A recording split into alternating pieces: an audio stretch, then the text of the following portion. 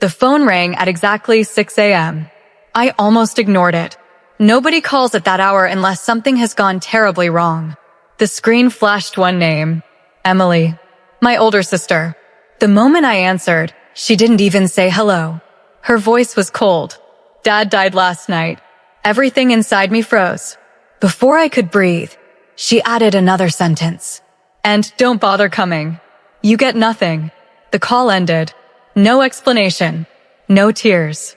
No goodbye. Just those 6 words echoing inside my head. You get nothing. I stared at my phone, wondering if I'd imagined it. My father, dead? And somehow my sister had already decided I deserved nothing. What she didn't know was that my father had spent years preparing for this exact moment. My name is Amelia Carter. I'm 27 years old, and until that morning, I believed every family eventually found a way back to each other. I was wrong. If you're wondering why my own sister hated me enough to call before sunrise just to tell me I'd inherited nothing, you have to understand the kind of family I was born into. My father, Richard Carter, built one of the largest construction companies in our state. People admired him. Employees respected him. Neighbors called him generous. But inside our house, things were very different. After my mother passed away when I was 11, everything changed. Emily was 5 years older than me. She quickly became Dad's favorite. Or at least, that's what everyone believed. She wore designer clothes. She drove a brand new car on her 16th birthday. She attended private schools. Meanwhile, I wore hand-me-downs, worked after school, and learned very early that asking for anything only started arguments. To everyone watching from outside, it looked like Dad loved Emily more. Even I believed it for years. I left home when I was 21, not because I wanted freedom, because staying there hurt too much. I rented a tiny apartment, worked 2 jobs, and slowly built my own life. Dad called sometimes, mostly short conversations. How's work? Are you eating enough? Take care of yourself. He never said he missed me. I never said I missed him either. Our relationship became polite, distant, like 2 strangers pretending to be family. Emily, however, stayed close. She moved into Dad's guest house after her divorce. She managed parts of his business. She handled his appointments. She loved telling everyone she was the responsible daughter. Whenever relatives asked why I rarely visited, Emily always answered before I could. Amelia's too busy. Or, she never cared much about family. After hearing that enough times, people believed her. Even I stopped correcting them. 3 months before Dad died, something strange happened. He asked me to have dinner with him. Just the 2 of us. No Emily. No business. No relatives. It was the first time in years he'd insisted on seeing me alone. During dinner, he barely touched his food. Instead, he kept looking at me with an expression I couldn't understand. Finally, he reached into his jacket pocket. He slid a small brass key across the table. "Keep this safe," he said quietly. I frowned. "A key?" He nodded. "One day, everyone will tell you that you deserve nothing." I laughed nervously. "What are you talking about?" His face never changed. "When that day comes, don't argue. Don't fight. Just use the key." I wanted answers. Instead, he stood up, hugged me longer than he ever had in my entire life, and whispered something that made absolutely no sense. They only think they know who I really was. At the time, I thought he was simply getting older, maybe becoming sentimental.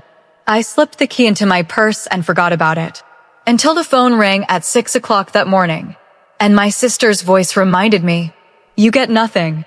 She had no idea that the little brass key sitting inside my kitchen drawer was worth far more than any inheritance she believed she'd won.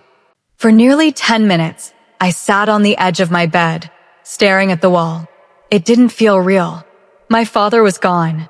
No matter how distant we'd become, there was always this quiet comfort in knowing he was still out there somewhere. That if I wanted to call him tomorrow, I could. Now, tomorrow didn't exist anymore. I forced myself to move. I showered without remembering if I'd even washed my hair. I grabbed the black dress hanging in the back of my closet, the one I'd only worn once for a coworker's funeral. Then, almost by instinct, I opened my kitchen drawer. The brass key was exactly where I'd left it. Small, heavy, old-fashioned. No label, no explanation. Just a plain key that suddenly felt much more important than it had 3 months ago. I slipped it into my purse. If Dad wanted me to keep it, I whispered, I'm bringing it. The drive to my childhood home took almost 2 hours. Rain covered the windshield the entire way. It felt like the sky itself knew what kind of day this was. When I pulled into the long driveway, expensive cars already filled every parking space. Relatives, business partners, neighbors, people who probably hadn't spoken to my father in years had somehow arrived before I had. The front door opened before I reached it. Emily stepped outside. She wasn't crying, not even a little. Instead, she folded her arms and looked at me like I was an unwanted guest. I told you not to come. I looked at my sister for a long moment. She was dressed perfectly, hair flawless, makeup untouched. Everything about her looked carefully planned. Everything except her eyes. There was no grief in them, only impatience. I came to say goodbye to Dad, I answered quietly. You already said goodbye years ago. Her words hit harder than I expected. Before I could respond, my Aunt Linda hurried over. Oh, Amelia. She hugged me tightly. I'm so sorry. For a second, I finally felt like someone understood. Then Aunt Linda pulled back and lowered her voice. Emily told us your father changed his will before he passed. Around us, conversations suddenly became very quiet. People were listening. Emily didn't even try to deny it. She smiled. Aunt Linda deserves to know. She turned toward everyone standing near the entrance. Dad left the company, the house, the lake cabin, everything to me. A few relatives nodded. Some looked surprised. Others avoided looking at me altogether. Emily looked directly into my eyes. Amelia wasn't mentioned. The silence that followed felt endless. I could almost hear people deciding whose side they were on. Poor Amelia, the forgotten daughter. I took a slow breath. I haven't even seen the will. You don't need to, Emily replied. Our attorney already explained everything. Our attorney. Not Dad's attorney. Not the family's attorney. Ours. Something about those words bothered me. Inside the house, almost nothing had changed. The same grandfather clock ticked in the hallway. The same family portraits hung on the walls. Only one thing was missing. Dad. His favorite reading chair sat empty beside the fireplace. For the first time that day, the reality finally hit me. He really wasn't coming back. I walked over and gently touched the armrest. A memory flashed through my mind. I was 12. Dad was sitting in that chair reading the newspaper while pretending not to notice me sneaking cookies from the kitchen. Without looking up, he'd said, "Take 2, Amelia. Not 3. I smiled through tears. He'd always known. He just didn't always show it. A loud voice interrupted my thoughts. Everyone gathered in the dining room. A man in a gray suit stood near the staircase. Mr. Harris, Dad's longtime attorney. I'd met him several times growing up. Emily frowned the moment she saw him. Why are you here? Mr. Harris looked confused.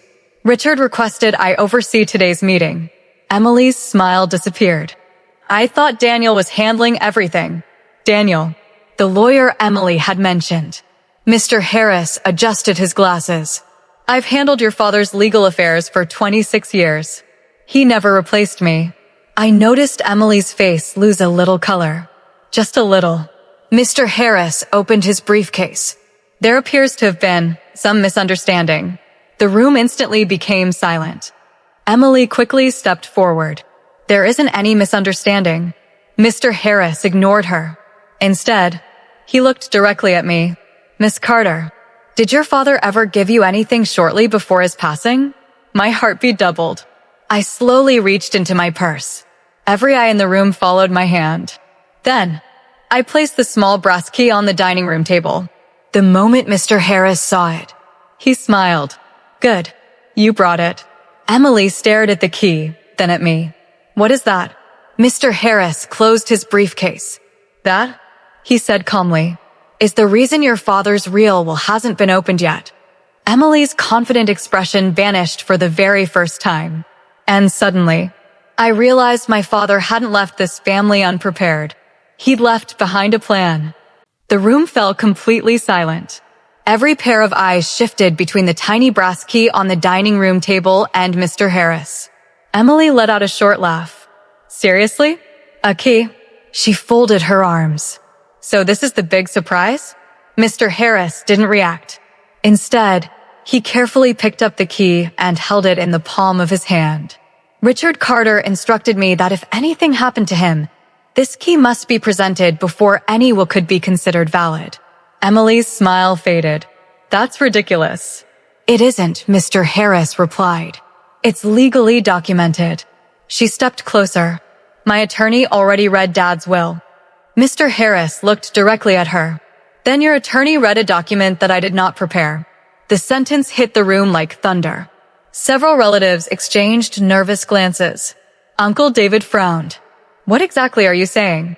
I'm saying, Mr. Harris answered calmly, that Richard contacted me 3 months ago because he believed someone might try to present an outdated copy of his estate documents.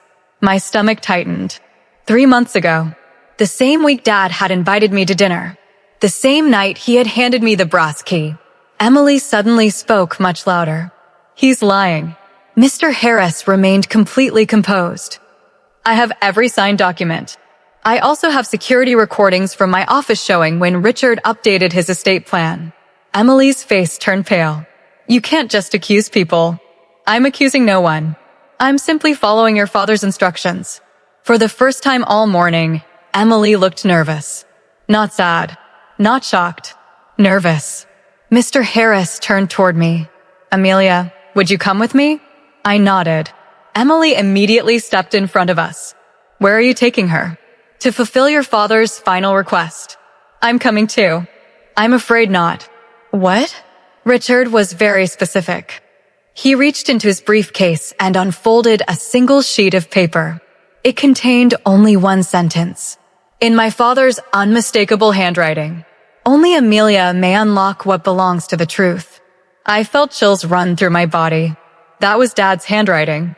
I'd recognize it anywhere. Emily stared at the paper in disbelief. This is insane. Mr. Harris carefully folded it again. You may wait here. I followed him down the hallway toward Dad's old study. The room smelled exactly the same. Leather books, coffee, cedarwood. It felt as though Dad had walked out only minutes earlier. Mr. Harris closed the door behind us. Then he walked to a large painting hanging above the fireplace. It was a landscape my father had always loved. I'd seen it hundreds of times. Never once had I questioned why it hung there. Mr. Harris lifted the painting from one side. Hidden behind it was a small steel door, a wall safe. I stared in disbelief. There was a safe here all these years? He smiled softly. Very few people knew. He pointed toward the lock. The key. My hands trembled as I inserted the brass key. For a second, nothing happened. Then, click. The heavy door slowly opened. Inside wasn't stacks of cash or jewelry. There was only one thick envelope, a flash drive, and a small velvet box. Mr. Harris carefully removed the envelope. Across the front, written in black ink, were 6 words. For Amelia. Open in private.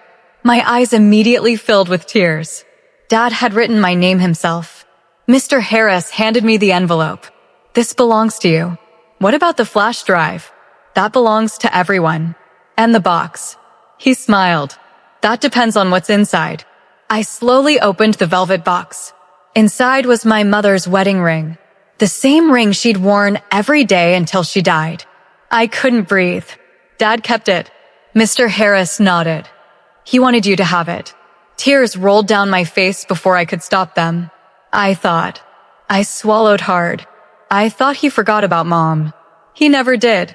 Mr. Harris looked at me kindly. Richard spoke about her every time we met. He also spoke about you. That surprised me more than anything else. Me? He was proud of the life you built. I looked away. He never told me. He believed actions mattered more than words. I remembered every short phone call, every awkward conversation, every birthday card that always arrived exactly on time. Maybe I'd misunderstood him all along. Mr. Harris picked up the flash drive. This, he said quietly, contains something Richard recorded 1 week ago. A video. He instructed me to play it in front of the entire family. I wiped my eyes. What does it say? He looked toward the closed study door. I've never watched it. He wanted everyone's first viewing to happen together. Outside, we could already hear impatient voices. Emily. Relatives. Questions. Arguments. Nobody knew what was inside that flash drive. But somehow, I had a feeling my father wasn't finished speaking, not even after his death. And whatever he had recorded was about to change everything my family believed. As soon as Mr. Harris and I stepped back into the dining room, every conversation stopped. Emily was the first to speak. Well, her voice was sharp. What was in the safe? Mr. Harris placed the flash drive on the table, but kept one hand over it. Everything your father wanted us to find. Emily's eyes narrowed. And the contents will be revealed exactly as Richard instructed. She crossed her arms. This is ridiculous. We already know what Dad wanted. Mr. Harris looked at her calmly. No, you know what you wanted. A few relatives exchanged uncomfortable glances. The tension in the room was becoming unbearable. Mr. Harris walked over to Dad's office desk, where his old laptop still sat plugged into a monitor. He inserted the flash drive. The screen remained black for a few seconds. Then, a familiar face appeared. My father's. He looked older than I remembered. His hair was grayer, his shoulders slightly weaker. But his eyes, they were as steady as ever. He looked directly into the camera. If you're watching this, he paused. Then I'm no longer here. The room became so quiet that I could hear the grandfather clock ticking in the hallway. Dad continued. First, I want to thank everyone who truly loved me. Not my money, not my company. Me. He smiled faintly. If you're expecting a simple reading of my will, I'm afraid you'll be disappointed. Several relatives looked at each other nervously. Then Dad's expression became serious. I've spent the last 2 years discovering something painful. I learned that someone close to me believed my death would be more valuable than my life. Emily shifted in her chair. Barely noticeable. But I saw it. Dad continued. I suspected documents would be changed. I suspected lies would be told. And I suspected Amelia would be the first person pushed aside. My heart skipped a beat. He knew. He knew exactly what would happen. I gave Amelia the key because I trusted only one person not to misuse it. Emily suddenly interrupted the video. This is absurd. She turned toward everyone. He's obviously confused. Mr. Harris stood up immediately. The video will continue. She glared at him. My father wasn't in his right mind. Before Mr. Harris could answer, another voice spoke. No. Everyone turned. It was Dr. Patel, Dad's personal physician. I hadn't even noticed he was sitting quietly near the back of the room. He slowly stood. I examined Richard less than a week before his passing. He was mentally sharp. He passed every cognitive evaluation. Emily's confidence cracked. For the first time, genuine panic flashed across her face. The video continued. Emily. Dad said her name softly. I know you're watching. She froze. If you're angry with me, I understand. But choices have consequences. She whispered under her breath. No. Dad reached toward the camera and held up a folder. Inside Mr. Harris's briefcase are copies of financial records. I've signed every page. If necessary, they should be shared with everyone. Emily's breathing became noticeably faster. What financial records? Uncle David asked. Mr. Harris slowly opened his briefcase. He removed a thick stack of papers. Bank statements, transfer records, property documents. He placed them on the dining table. I've reviewed every one of these. Emily quickly stepped forward. Don't touch those. Nobody moved. Mr. Harris picked up the first page. Over the last 18 months, he looked directly at Emily. More than $2.8 million was withdrawn from Richard Carter's personal accounts. Gasps filled the room. Emily shook her head immediately. That's impossible. The records say otherwise. They also show the money was transferred into accounts controlled by Emily Carter. Silence. Complete silence. Aunt Linda slowly covered her mouth. Uncle David stared at Emily in disbelief. "You told us Dad was giving you gifts." Emily's voice trembled. He was. Mr. Harris shook his head. "No." He repeatedly reported these transactions as unauthorized. I felt like the floor disappeared beneath me. Dad knew. Mr. Harris nodded. He knew. He just wanted proof before confronting anyone. The video resumed one final time. "If you're hearing this," Dad said quietly, "then the truth has finally caught up." He looked straight into the camera. "Emily, I loved you, but love doesn't excuse betrayal." Then his eyes seemed to soften. "Amelia," a lump formed in my throat. "If you're standing there, I need you to hear one last thing. I was never disappointed in you. I was proud of you every single day." The tears came instantly. I just wasn't very good at saying it. I covered my face, unable to stop crying. For 20 years, I'd believed my father barely cared. And now, he was telling me he'd been proud of me all along. The screen faded to black. Nobody spoke. Not a single word. Until Emily suddenly grabbed her purse and rushed toward the front door. "Emily," Uncle David shouted. She didn't stop. She threw the door open and ran outside. Mr. Harris calmly picked up his phone. Then, without the slightest hesitation, he dialed a number. "Yes," he said. "This is Thomas Harris. I believe it's time you send the detectives." My heart stopped. "Detectives?" Mr. Harris looked out the window, where Emily was desperately trying to start her car. Richard asked me to wait until everyone knew the truth. He slipped the phone back into his pocket. They've been investigating this for weeks.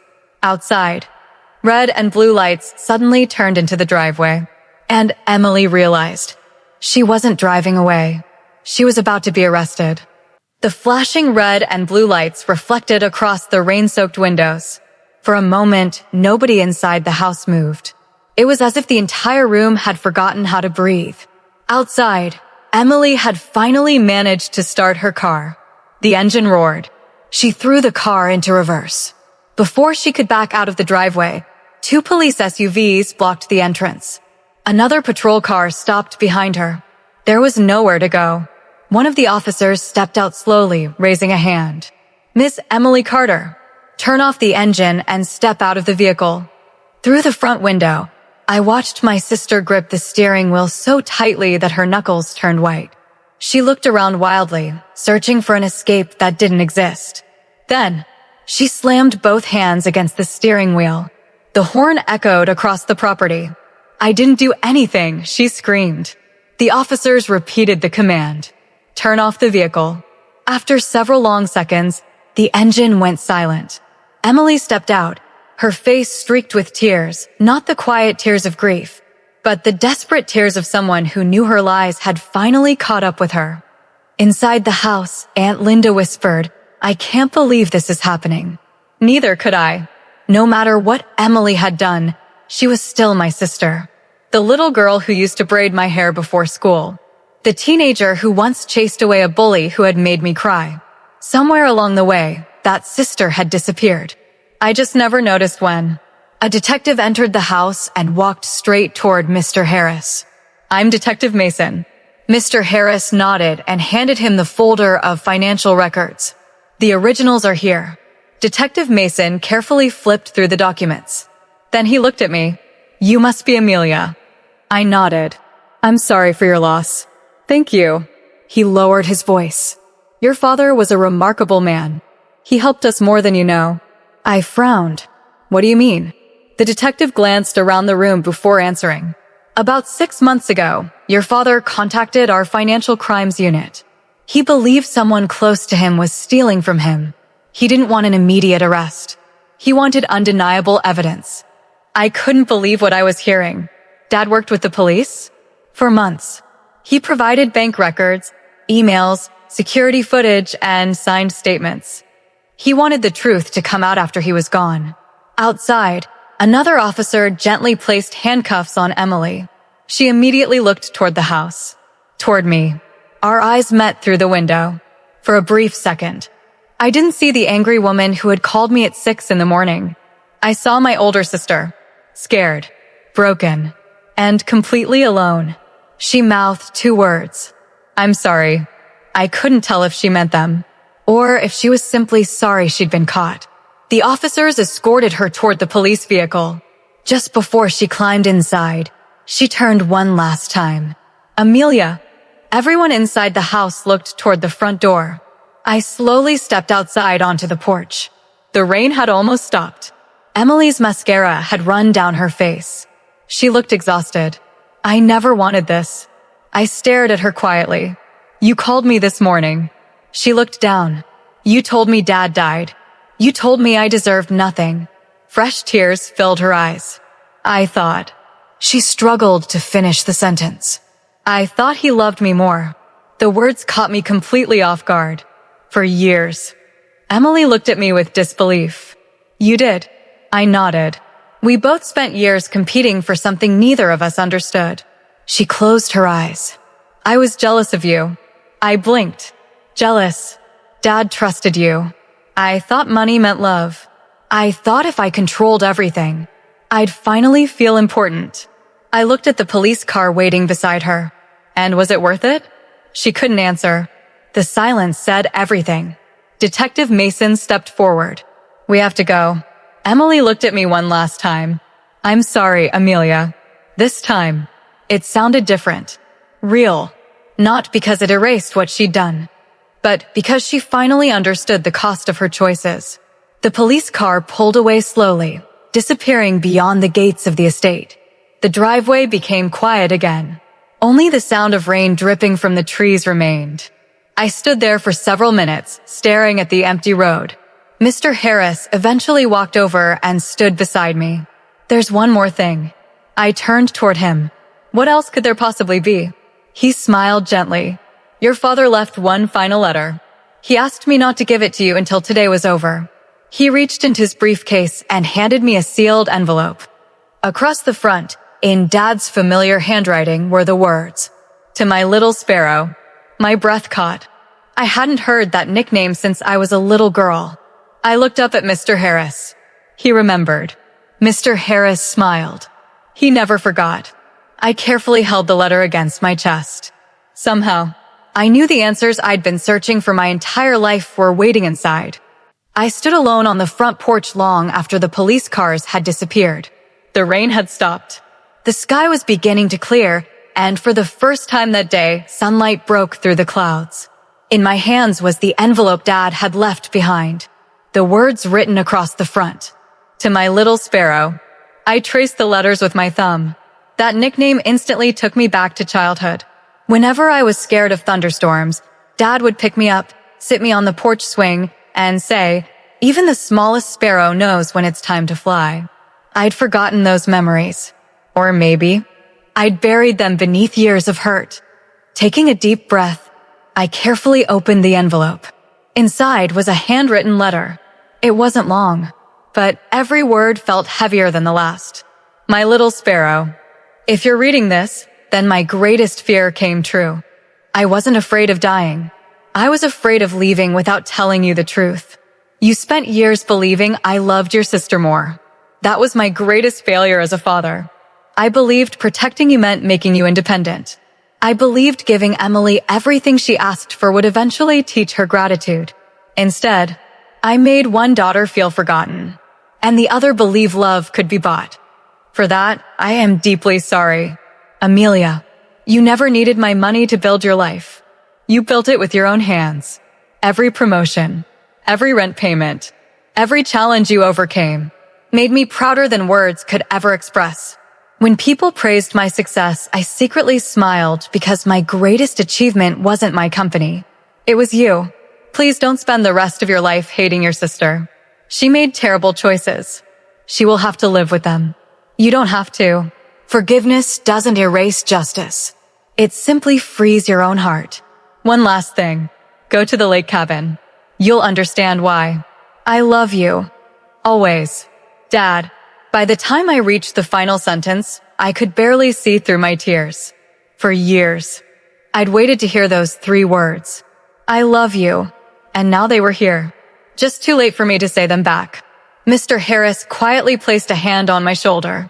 He loved you very much. I nodded silently. I know. The next morning, I drove to the lake cabin. It was exactly as I remembered. Small, peaceful, surrounded by tall pine trees. Dad used to bring me there every summer while Emily stayed home with friends. Back then, I thought it was because he didn't want Emily around. Now, I realized it had been our special place. Inside the cabin, everything looked untouched. On the fireplace mantel sat an old framed photograph. It showed Dad carrying me on his shoulders while I laughed into the camera. I'd never seen that picture before. Beside it was another envelope.